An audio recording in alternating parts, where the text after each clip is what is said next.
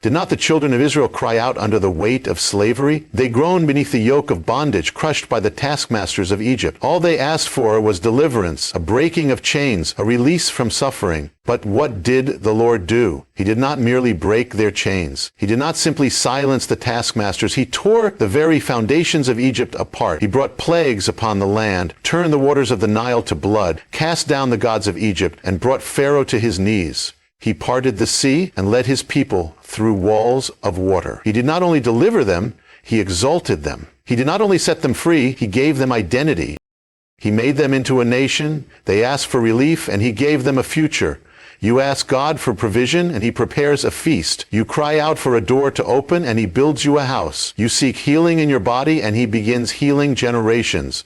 The prayers you pray in weakness, he answers in strength. The desires you lift up with trembling lips, he meets with fire from heaven. For his promises are not limited by your vision. His gifts are not confined to your expectations. He is not a God of just enough. He is the God of overflow. He does not deal in minimums. He does not give scraps. He gives abundantly, pressed down, shaken together, and running over.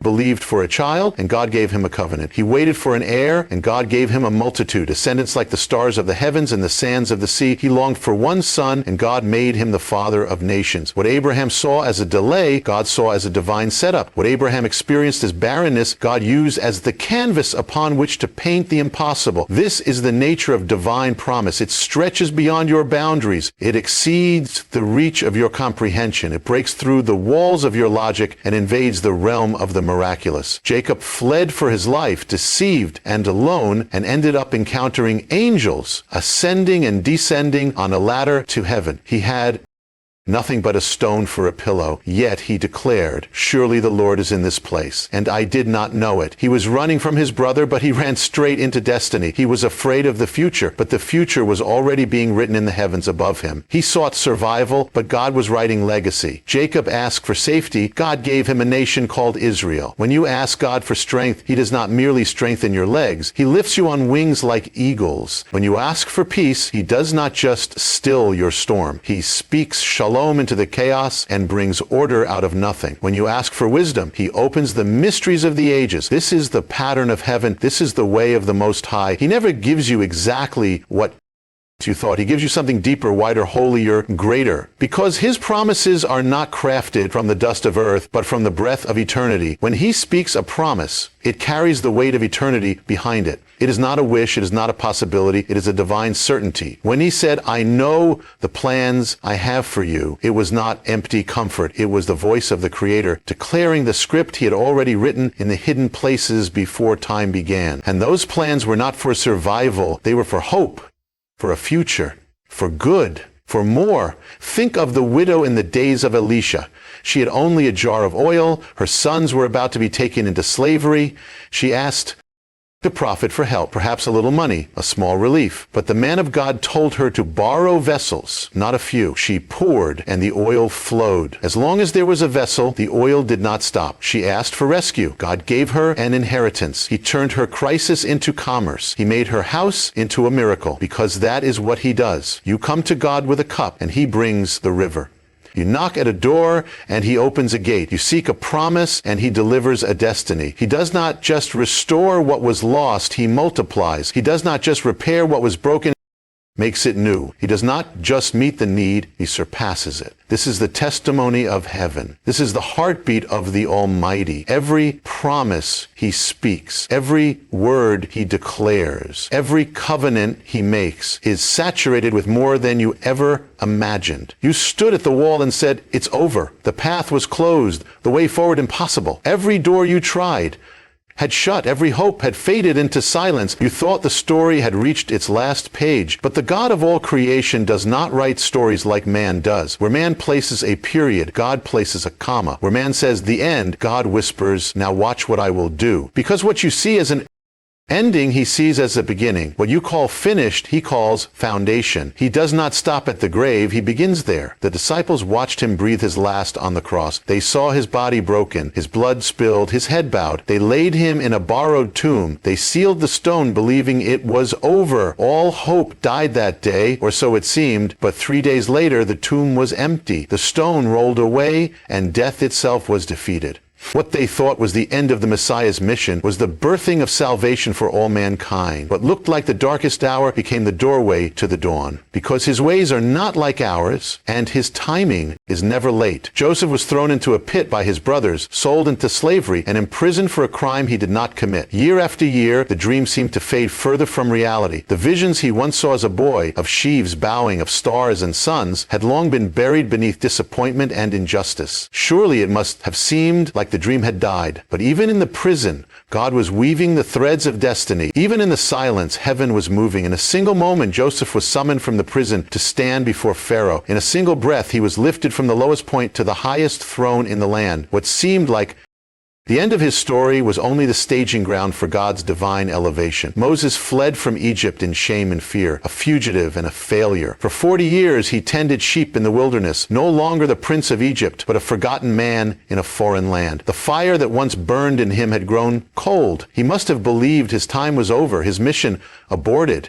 But then came the bush that burned without being consumed. Then came the voice calling him by name. The place of exile became the mountain of encounter. The man who had given up became the deliverer of a nation. What seemed like a dead end was a divine detour. The silence of 40 years was not abandonment. It was preparation. The desert was not the grave of his calling. It was the womb of his anointing. Hannah wept in the temple, barren, mocked, misunderstood. Her prayers seemed unanswered, her pain unrelenting. Year after year she cried out, and year after year no child came. It must have felt like her story had been sealed without fulfillment. But in the hidden place, God was shaping something greater than she asked for. She prayed for a son, and God gave her a prophet. She longed for a child, and God birthed through her the voice that would anoint kings and awaken a nation. Her weeping endured for a night, but joy came in. The morning, not just for her, but for Israel. When you walk through fire and the flames seem to rise higher than your hope, it is easy to believe that God has forgotten you. When the night stretches long and the dawn delays, it is tempting to think the promise has failed. But it is in those moments that the author of life turns the page. It is in the midnight hour that the chains begin to rattle, that the earth begins to shake, that prison doors begin to open. Paul and Silas were beaten, chained, and thrown into the depths of the dungeon. The sentence was passed. Their enemies rejoiced. But they lifted up a song in the darkness, and heaven responded. The earthquake came. The chains fell. The jailer was saved. What was meant to be a night of despair became a night of revival. You thought the wilderness would be your end, but the wilderness is where the manna falls. You thought the delay meant denial, but the delay is where character is forged, where faith is purified, where intimacy is born. You thought the closed door meant rejection, but it was God's hand shielding you from what you could not yet see. He is not just the God of beginnings, he is the God who begins again. When man says there is no way, he says, I am the way. When the road ends, he builds a new path. When the well runs dry, he brings water from the rock. When they did not go straight into the land of promise, they went into the wilderness, a vast and terrible place by the world's measure. But it was there, in that seeming wasteland, that they saw the pillar of fire by night and the cloud by day. It was there that they tasted manna from heaven. It was there that water came from a rock, and the glory of God descended upon the mountain. What looked like punishment was preparation. What seemed like wandering was divine orchestration, for the wilderness is never without purpose in the hands of God. You thought your time in the wilderness was a mistake, a delay, or even a curse, but the wilderness is the proving ground of promise. It strips away every false foundation. It tears down every idol. It confronts every illusion. In the wilderness, there is no Egypt to lean on, no Pharaoh to appeal to, no flesh to trust. There is only the voice of God, the presence of God, and the fire of his refining. It is there that you learn who he is, and it is there that you learn who you are. The wilderness is where Moses met the burning bush. He had fled from Egypt, stripped of his calling, his confidence shattered. For 40 years he tended sheep in the backside of the desert, forgotten by men but never forgotten by God. It was not in the palace that he encountered the fire, it was in the dry place. And when he turned aside to see, the voice called to him from within the flame. His calling was not over, it was just beginning. The wilderness became the doorway to destiny. David was anointed as king, but he was not crowned immediately. He was driven into the wilderness, hunted like a criminal, hiding in caves, fleeing for his life. Yet it was there, in the hidden places, that he wrote Psalms. It was there that he learned to strengthen himself in the Lord. It was there that he became a man after God's own heart. The crown was not forged in the palace, it was formed in the wilderness. The oil may have been poured by the prophet, but the character to carry it was formed in the solitude of exile. Even the Son of God, before beginning his ministry, was led by the Spirit into the wilderness. Not driven by the devil, but led by the Spirit. There he fasted. There he was tested. There he overcame. And only after the wilderness did he come out in the power of the Spirit. For even the perfect Lamb walked through the dry and barren land before stepping into his calling. The wilderness is not a place of abandonment. It is a place of alignment. You've wondered why the doors closed, why the voices grew silent, why everything you leaned on seemed to vanish. It is because God was removing the noise, removing the scaffolding, removing the distractions.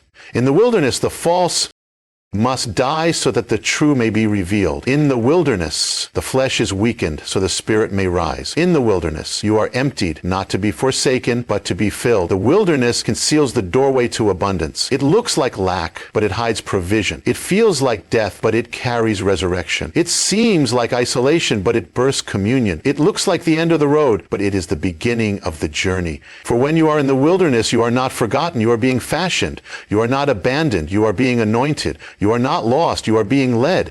When everything is stripped away, when there is no Egypt to return to, and you found yourself in the wilderness, the dry and desolate place where the sky felt like bronze and the ground offered no fruit. You looked around and saw no sign of life, no stream, no shade, no hope. It was not the place you prayed for, not the place you expected. And yet, that is where God brought you. Not to destroy you, but to meet you. Not to cast you out, but to draw you in.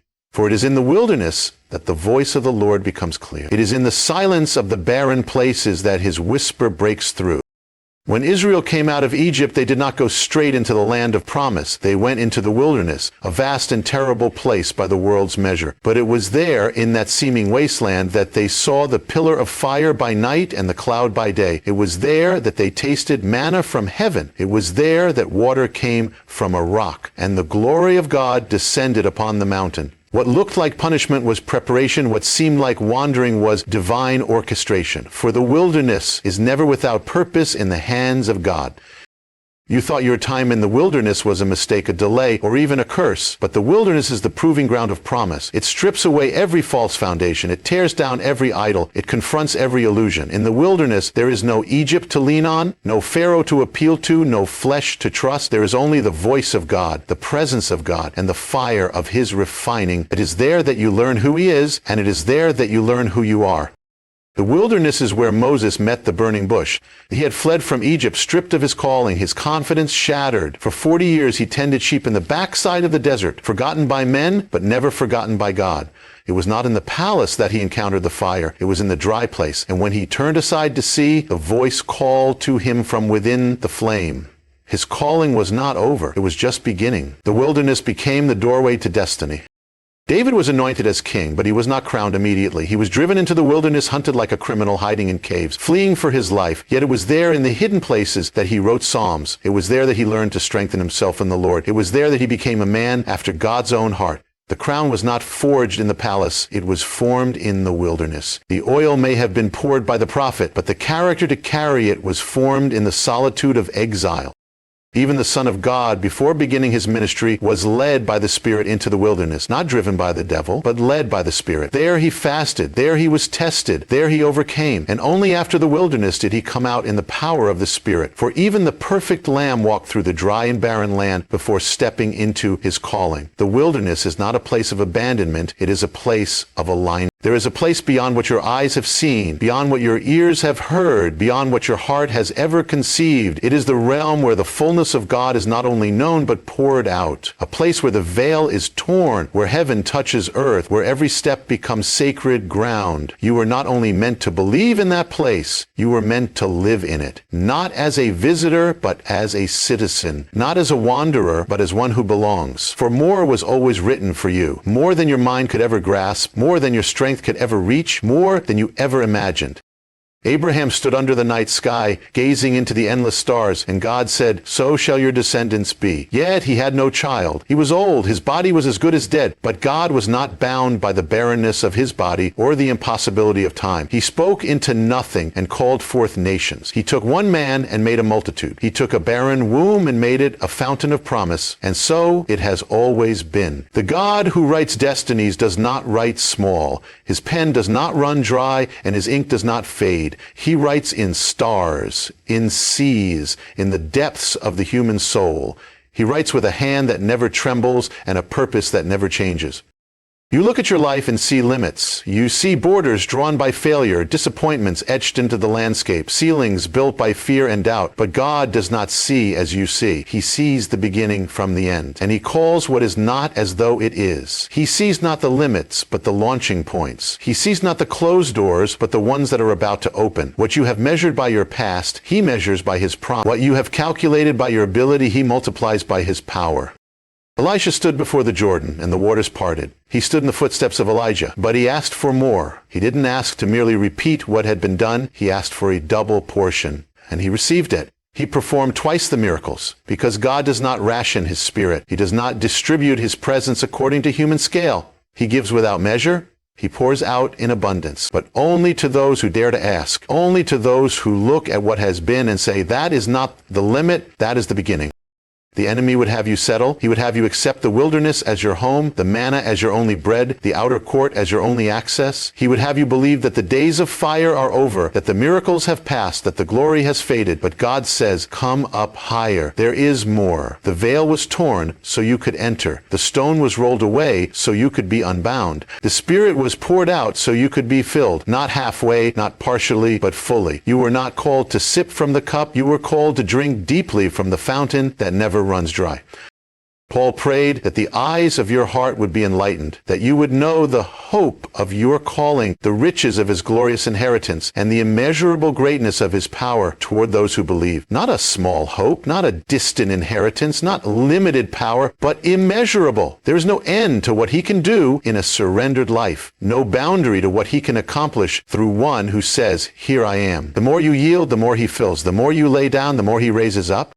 You were not saved just to escape death. You were saved to live life more abundantly, not just in eternity, but now. Not just in the next world, but in this one. Abundant in peace that defies understanding, abundant in joy that no storm can steal, abundant in love that casts out all fear, abundant in power that breaks every chain. You were not made to be a reservoir. You were made to be a river, flowing with his Spirit, overflowing with his grace, pouring into a dry and weary land with the waters of life. When the apostles prayed, the place shook. When they spoke, cities were stirred. When they walked, shadows healed the sick. They were not special men by earthly measure. They were men who had seen the risen Christ, who were filled with his Spirit, and who refused to settle for less than everything he promised. The church was not birthed in silence, but in wind and fire. It was not launched by tradition, but by the power of God descending from heaven like a mighty rushing wind. And that same Spirit, that same fire, that same power was not meant for yesterday alone. It was meant for you, for your calling, for your moment in history, for the story still being written. There is a power, a divine force that moves through this world, unseen yet undeniable. It is the force that stirs the waters of possibility, that causes the earth to shake and the heavens to open. This power is not distant. It is not reserved for a select few. It is available to all who will believe, to all who will step out in faith. The problem is not that the power is lacking, but that we are often blind to its presence, deaf to its call, or unwilling to receive it. The question is not whether God has the ability to move mountains, but whether we are ready to step into the moment where the mountain moves. For too long, the people of God have settled for less than his best, less than his fullness, less than the measure of glory he desires to pour out. We have become accustomed to the limits of the natural world, the limits of reason, the limits of our own understanding. But what is impossible for man is not impossible for God. The very limitations that you perceive as boundaries are nothing more than stepping stones for God's power to be revealed. Those things that you call obstacles, God calls opportunities. The things that you think disqualify you, he uses to qualify you. You were not called to fit into the world's mold. You were called to be a vessel for the impossible, a carrier of the supernatural. The early church did not grow because of programs, strategies, or human effort alone. They grew because they knew the power of God. They were filled with the Holy Spirit, and that Spirit was not one of passivity, but of boldness. The apostles did not fear the threats of men because they knew the God who was greater. They did not shrink back in the face of opposition because they had encountered the one who had overcome death. They walked in the power of the Holy Spirit, and that power turned the world upside down. The same power is available to you, but you must be willing to believe and to act as though the promise is true. You must be willing to ask for more, to reach for more, to expect more. The story of Elijah and the widow of Zarephath is a picture of what happens when we take God at His word and trust in His provision. Elijah was sent to a widow who had no food, no resources, no hope. She had only a handful of flour and a little oil. Yet God instructed Elijah to ask her to give what little she had. The widow was skeptical, but she obeyed, and as a result, her oil did not run dry, and her flour did not run out. She had more than enough because she trusted in God's ability to provide beyond what she could see, beyond what she thought was possible. The miracle was not in what she had, it was in what she was willing to release into the hands of God. You may feel like you don't have enough, like your resources are insufficient, but when you release what you have into the hands of God, He multiplies it. He doesn't ask for your abundance, He asks for your obedience.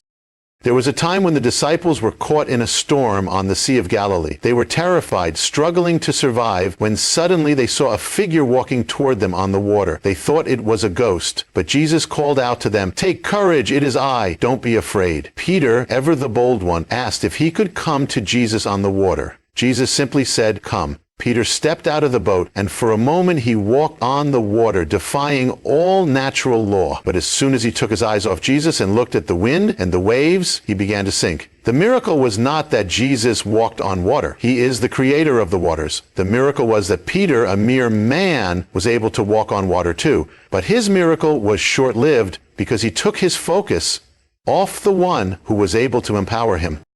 You see, this is the key to walking in the supernatural power of God, keeping your eyes on Him. The moment you begin to focus on your circumstances, on your weaknesses, on the size of the obstacle before you, you will begin to sink. But as long as you keep your eyes on the one who calls you out of the boat, you will do what others think is impossible. You will walk in the realm of the miraculous. God is not asking you to be perfect, to have it all together, to have all the answers. He is asking you to trust Him, to keep your focus on Him, and to believe that He is greater than anything you face. The power of God is not confined to a book, a building, or a past generation. It is alive, it is active, and it is available today. But it will not come through human striving or self-effort. It comes through surrender, through trust, through obedience. It comes when we choose to lay down our fears and our limitations and step into the realm of the impossible. God is ready to move in your life, but the question is, are you ready to step out of the boat? Are you ready to trust Him beyond what you can see?